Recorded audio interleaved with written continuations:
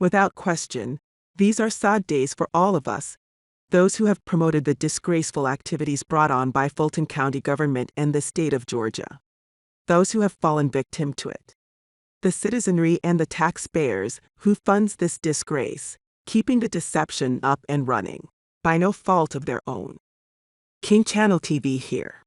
In this video we will break down and elaborate on the unbelievable and strange happenings in the February 15 through 16 evidence hearings of Fani Willis disqualification. But first, like and share the video, subscribe to King Channel TV and click that notification bell. So your office objected to us getting Delta records for flights that you may have taken with Mr. Wade. Well, no. I object to you getting records. You've been intrusive into people's personal lives. You're confused. You think I'm on trial. These people are on trial for trying to steal an election in 2020. I'm not on trial, no matter how hard you try to put me on trial. Let me tell you which one you lied in. Right here. I think you lied right here. No. This is the truth. Judge, it is a lie. It is a lie. Ms. Willis? Mr. Sena, thank you. We're going to take 5 minutes. Be back in 5.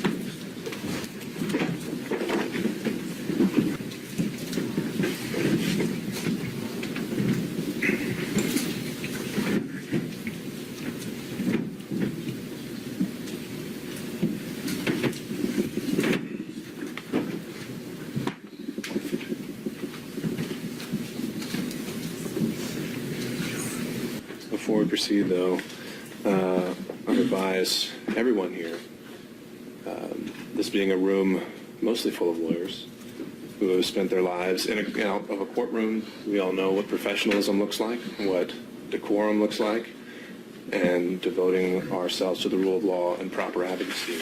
I would urge everyone to keep those principles in mind, starting with the fact that we won't talk over each other. And from there, we'll get through this. Ms. Merchant. thank you, Judge. How often did Mr. Wade visit you at a place where you were living between 2019 and 2021? So you want to start with the lie that he lived with me in South Fulton in 2019, a home he's never been to? That's one lie you told in your document. No. Judge, I didn't ask her about that. Ms. Merchant, I want you to ask a very precise question. I think she's saying and answering that he did not live with her, so why don't we break that up into smaller parts? I didn't ask about living. But you put in your, while we're talking about professionalism, she put in 3 different documents he lived with me. Full opportunity to respond. And it got worse. Here, we set the foundation of the hearings. And in actuality, these 6 clips show us a terrifying and oppressive future for the state of Georgia and for the country. From this point on, we show takeaways from the hearings that bring out what the court is seeking to discover. Conflict of interest, forensic misconduct. Can you tell the judge when you first met Ms. Willis? In college. Okay. So 19, probably 90 or 91. Okay. And have you been friends since 1990 or 91? Yes. Okay. When was the last time you spoke with Ms. Willis? March of 2022. Okay. Do you have personal knowledge of when Willis and Wade met? Yes. She told me that they met at a conference. I don't know what. Okay. Do you know if Ms. Willis and Mr. Wade started dating in October of 2019? I don't know if it was October of 2019. Could it possibly be November of 2019? Could possibly. Okay. And when we spoke, you said it was shortly after the municipal court conference, though, correct? Yes. Okay. And do you understand it that their relationship began in 2019 and continued until the last time you spoke with her? Yes. And so would you frequently socialize with her? Yes. And you saw her at work every day? Yes. So you had a chance to see them interact together on a personal level? Yes. And so from everything that you saw, heard, witnessed, it's your understanding that they were in a romantic relationship beginning in 2019? Yes. And so you're, without going into all the painstaking details, there is no doubt in your mind that from 2019 until 2022, Ms. Willis and Mr. Wade were in a romantic relationship. And that's based on your personal observations and speaking with them and seeing them together and things like that. Yes. Okay. Are you certain that Ms. Willis told you about the romantic relationship with Mr. Wade prior to November 1st of 2021? Yes. Now, did you also have observations of Mr. Wade and Ms. Willis together prior to November 1st of 2021? Yes. And are those observations, were those in a social setting? Yes. And did you observe them do things that are common among people having a romantic relationship? Yes. Such as, can you give us an example?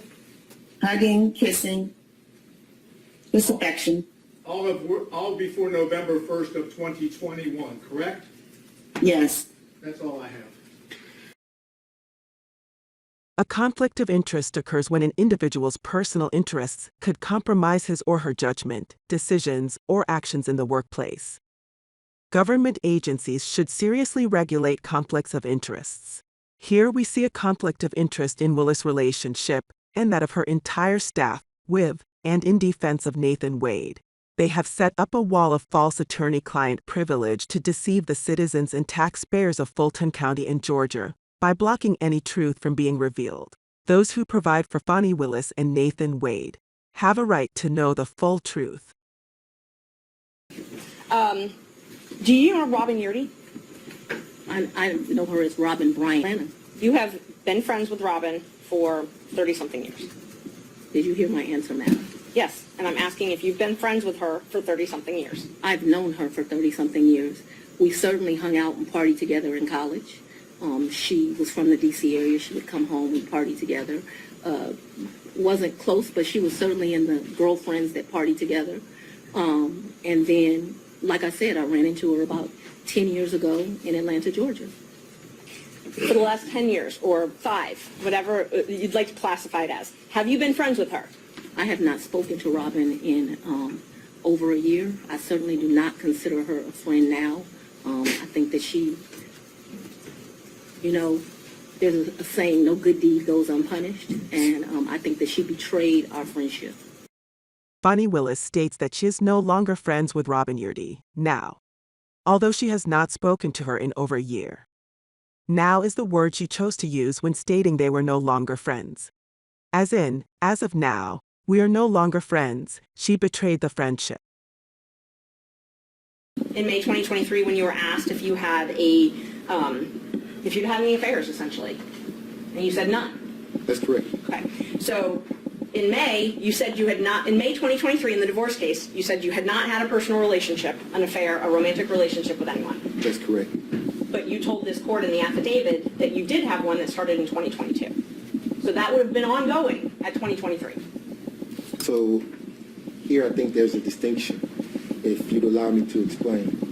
The interrogatory asked the question during the course of your marriage. Or to date. It actually says we're going to request that the witness be permitted to answer. Mr. Wade. So my marriage was irretrievably broken in 2015, ma'am, by agreement. My wife and I agreed that once she had the affair in 2015 that we'd get a divorce. We didn't get a divorce immediately because my children were still in school and I refused to allow them to grow up without their father at the time. So we waited. We waited until The youngest graduated, and we dropped her off at college and then filed for the divorce. We will now look at forensic misconduct. Forensic misconduct is altering data and giving false testimony intentionally, ignoring available data. Nathan Wade stated that his marriage was irretrievably broken when his wife had an affair in 2015. A marriage is irretrievably broken when either or both parties are unable or refuse to cohabit, and there are no prospects for reconciliation. First, irretrievably broken does not mean that the marriage is over or dissolved. From our research, only a divorce or an annulment can dissolve a marriage. So any romantic sexual acts Wade had, as he is still not divorced, places him as having an affair and under the umbrella of adultery. And adultery is a crime in the state of Georgia, a misdemeanor. Second, Wade entered into a temporary agreement with his wife. It is our understanding that the main issue is his payment of alimony. Georgia law prohibits an award of alimony to a spouse who has committed adultery, but only if that was the reason that the couple separated, or the marriage to be irretrievably broken. So, if she had an affair and is responsible for irretrievably breaking the marriage, why is he paying her alimony? Third, Wade denies cohabiting with Fani Willis. Cohabit is when two people who are not married live together for any period of time and have a sexual relationship. In his and Willis' various trips and cruises, we are told there is plenty of cohabiting, as both have admitted to having a sexual relationship. It is our understanding, from a layman's point of view, that Wade and Willis both fall into the category of conflict of interest and forensic misconduct. This brings our video to a close. Please like the video, subscribe to King Channel TV, and click that notification bell. Peace.